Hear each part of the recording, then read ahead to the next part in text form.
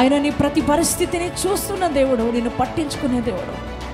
ఆయన దగ్గరకు వచ్చిన ప్రతి వారి యొక్క జీవితాలు మార్చగలిగిన వాడు, వారి చరిత్రలు మార్చగలిగిన వాడు, వారి కథను మార్చగలిగిన దేవుడు ఎవరు అని అంటే మేము ప్రకటిస్తున్న యేసు మాత్రమే. గట్టిగా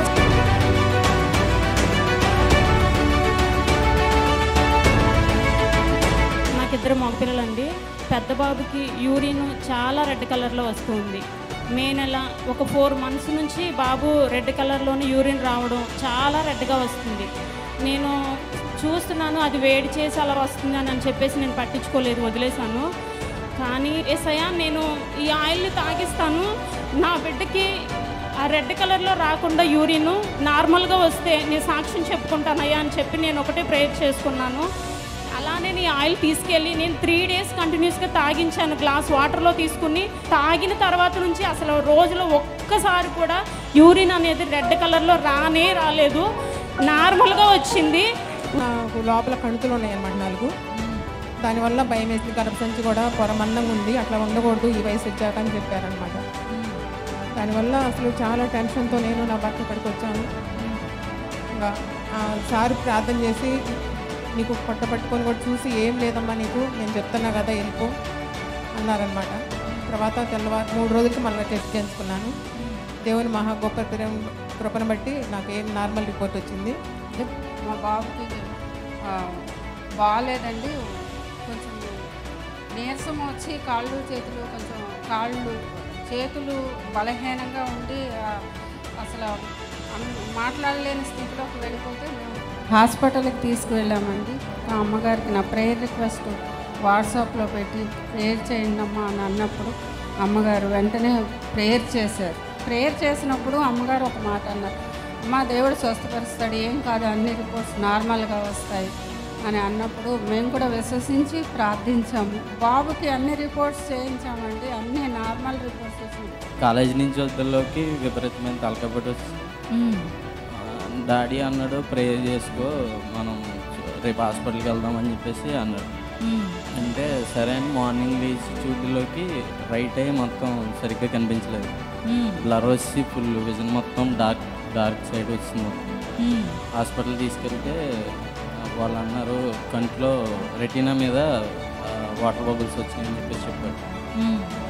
టెస్ట్ చేస్తే వాటికి కోర్స్ అవి వాడాలి, ఒక్కొక్కసారి కన్ను కూడా పోయే అవకాశం ఉందని చెప్పేసి చెప్పారు. అప్పుడు తర్వాత కోర్స్ అవి పెట్టారు, ఇక్కడికి డాడీ తీసుకొచ్చారు, అయ్యగారు ప్రార్థన చేశారు. ఆ తర్వాత ఒక 6 నెలల కోర్స్ వాడిన తర్వాత కన్ను మొత్తం క్లియర్ అయిపోయింది. ఇప్పుడు మంచిగా కనిపిస్తుంది. గట్టిగా చప్పట్లు కూడా దేవునికి స్తోత్రం చెప్దామా?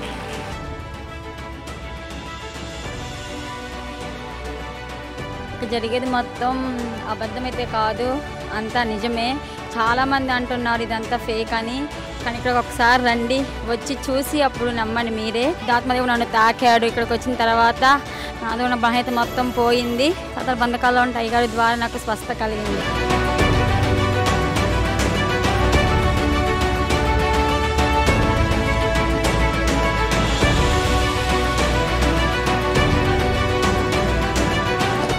చూశారు, చూస్తే ఎవరు కనపట్ల.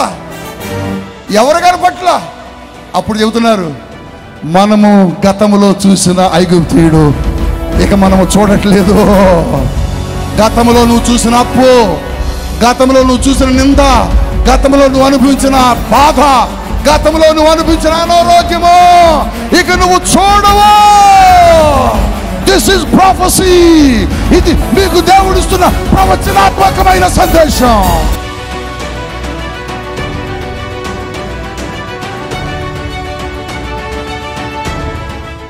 ప్రేమ సాగర్ గర్భఫలము కావాలని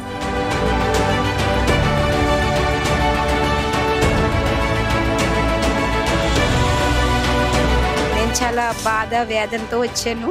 అయితే నా దగ్గరకు వచ్చి నువ్వు చాలా వేదనతో వచ్చి ఉన్నావని దేవుడు పిలిచి ఆయన నా గురించి చెప్పడం జరిగింది. ఇక్కడ పరిశుద్ధాత్మ దేవుడు ఉన్నారు. అయితే దైవజనులు కూడా ఆయన ఆత్మాభిషేకంతో నడిపించి వాడుకుంటున్నారు. ఇక్కడ అంతా జరుగుతున్నది రియల్గా జరుగుతుంది, ఇది ఫేక్ ఏం కాదు. అయితే చెప్పేవారు మాత్రం అలా అంటున్నారు, అదంతా కూడా పట్టిది. ఇక్కడికి వచ్చి దేవుడి నామాన్ని మహిమపరచవలసిందిగా కోరుచున్నాను.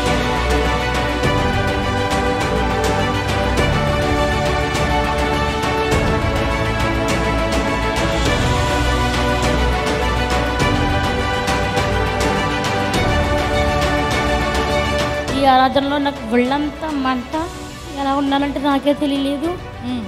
ఆరాధన అయిపోయినప్పటికీ నాకు ఒళ్ళు అసలు మంటలు లేవండి. నాకు చాలా ప్రభు మిమ్మల్ని తాకారు. తాకారండి.